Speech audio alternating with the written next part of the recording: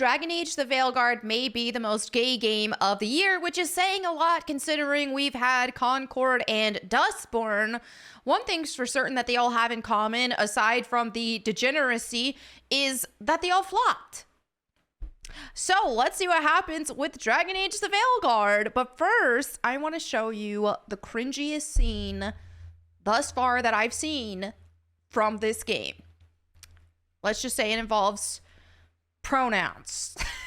And yeah, I will even move my face a little bit for this. Okay, here we go. Because you got to see Tosh to understand. Okay, here, are you bracing yourselves for the cringe? Because here we go.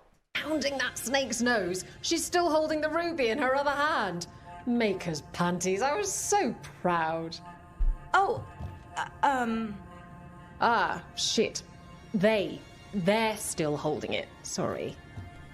Okay, so if you didn't catch it, which I'm sure you probably did, she called Tosh here, who was a woman, a very large butch woman, but still a woman no less, called her a she, and she's like, oh no, oh no, you used the correct biological pronoun.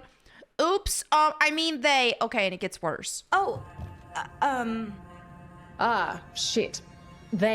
They're still holding it. Sorry. what are you doing? Pulling a barv. Oh, okay. A barv? Tradition in the Lords of Fortune from one of our old members, Barv. Good guy, but like most of us, his plans went sideways a lot. Bad blood among your crew's not good for morale, but there's not always time for big drawn-out apologies. So when one of us screws up and we know we've screwed up, we do a quick 10 to put it right. Pulling a barv. So that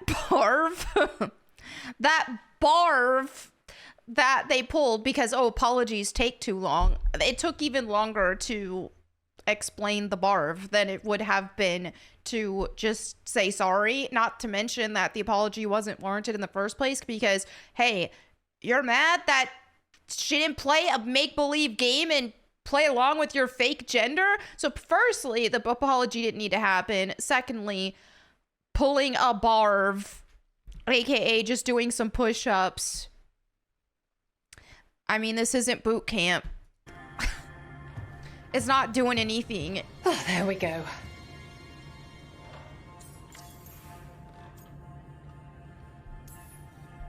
I'm glad the Lords of Fortune have Tash's back. Oh, Tash isn't the first non-binary member of the Lords. Really? It was a little before your time, but Horlicks was one of ours. Huh. Bastard looked better than I did in a dress or pants. And out of them, too. Any reason you can't just apologise? Sometimes people say, oops, sorry, and hope that fixes it. But they just want to get the whole thing over with. Trust me, I know. But pulling a barv, you sweat a little. Makes you think about it a little more. Shows the other person you mean it. What if they mean it when they say they're sorry, though? And that's the other reason. Some people mess up and get all dramatic. They make it about them. Oh, you know, I This is my thing isn't that pulling a barv making it all about you? Hey, let me create a public spectacle of me doing push-ups so that people will ask questions and I will explain it. This makes no sense at all whatsoever. I don't know what they're trying to do with this, but it makes no sense. mean it right. I'd never do that on purpose. They feel so bad about it that it's on everyone else to smooth it over and make them feel better. Oh, okay. Yes, some people might do that. Pulling a barv puts it on the person who screwed up. They made the mess, they fix it, done. We just had this whole scene about a pronoun. They have the Grums here posted the transcript here. Oh, I'm telling you, these woke writers are terrible. The worst. Woke writers, woke artists, all of it. They are not talented people. And so here you have, there's just this gigantic scene because she didn't call Tosh, who is obviously a woman, didn't call Tosh a they. Didn't play make-believe with the made-up gender. So, time to pull a barv. Time for me to have all eyes on me while I do some push-ups. Because, oh, it's so cringe. It's so cringe. So many people are just like, oh, it's okay if the game has little gay stuff. I'll just avoid it. You can't avoid it with this game. You cannot avoid it. So here we have Vera Darkshire, the queer consultant who worked on Dragon Age the Veilguard, has an interesting history as an author, that's for sure. Okay, so there's a ton of queer people working on this. Queer people trying to get attention off of all of this fake ideology and demonic ideology, gross, perverted degeneracy, essentially. So you already have the lead director, which I showed in a couple other videos before, the video before last about this game, who is a man pretending to be a woman. So the lead director is already transgender, aka a dude in a wig. Now you've got this queer consultant, Laura Kate Dale. Accessibility, so they also worked on, see, I can't tell, just the cartoon avatar, no talent. It's probably a dude pretending to be a girl. That would be my guess. Well, looks like here on the banner on their profile, it says autistic trans woman. So, okay, aka a man. Okay, so here's a man seemingly pretending to be a woman who also worked on accessibility for Life is Strange, Double Exposure, queer consultant, accessibility author, dude. And I'm curious to know if anybody's played Life is Strange, the new Life is Strange. And if so, let me know in the comments how queer it is, because I played most of the Life is Strange games. I didn't beat the one with the brothers though, but I beat the ones with like Max Caulfield, the prequel to that. I also beat the last one with the Asian girl.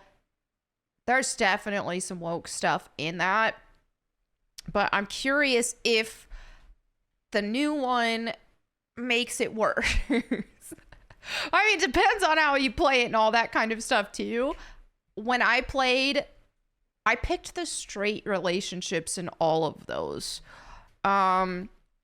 So, but anyway, yeah, I was curious how it is, whether I was thinking about streaming it. Either it'll be hilarious for how woke it is, just like when I tried streaming Dustborn, or maybe I'll like it because I did like the first Life is Strange, but granted, I haven't played it in a long time, but who knows? I do know that it's probably way more woke than it used to be, and it was already kind of woke, but especially with this queer person working on it to some capacity. Anyway, they said, I just got approval to say this. I worked on Dragon Age the Veilguard. I've been sat on this secret for nearly 4 years, and I'm so excited to finally be able to tell everyone I'm in the credits. Thanks so much to Patrick Weeks for reaching out to get me involved.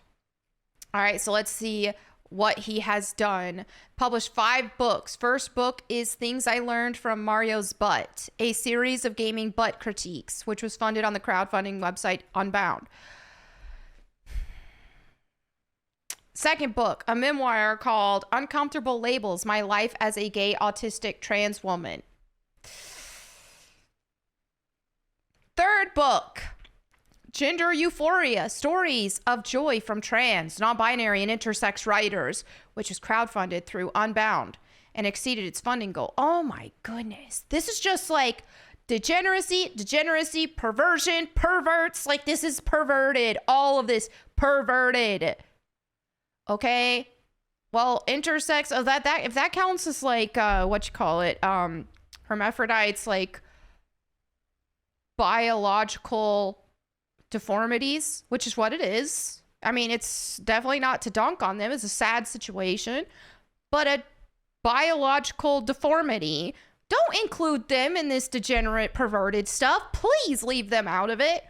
All right, so fourth book, Who Hunts the Whale, co-written by wife and being funded. I wonder if the wife is another dude in a wig.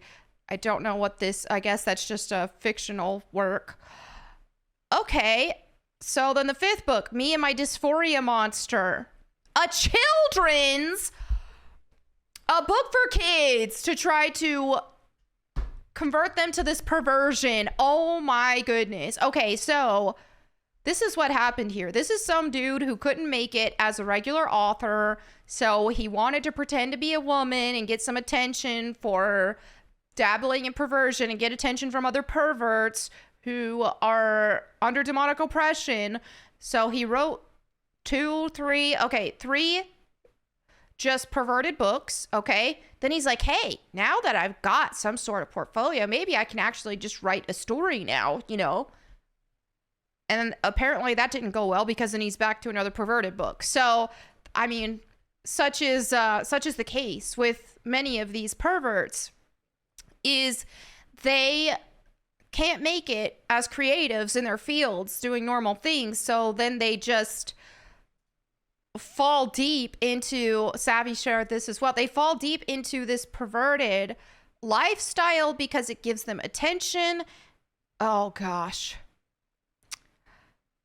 Yeah, this man. It gives him attention, and it gives him opportunity in the gaming industry, because the gaming industry rewards this stuff, because the gaming industry has been hijacked by a bunch of these perverts, and all of this queer demonic ideology has hijacked the gaming industry. So now whenever there are positions available and jobs available, it's like, hey, they want to find each other. They want to hire other perverts, and they just want to make the industry even more perverted and even more disgusting, instead of letting video games just be for gamers and be for fun. So not only are they incorporating all of this perversion into video games, but they're also making video games more dumb.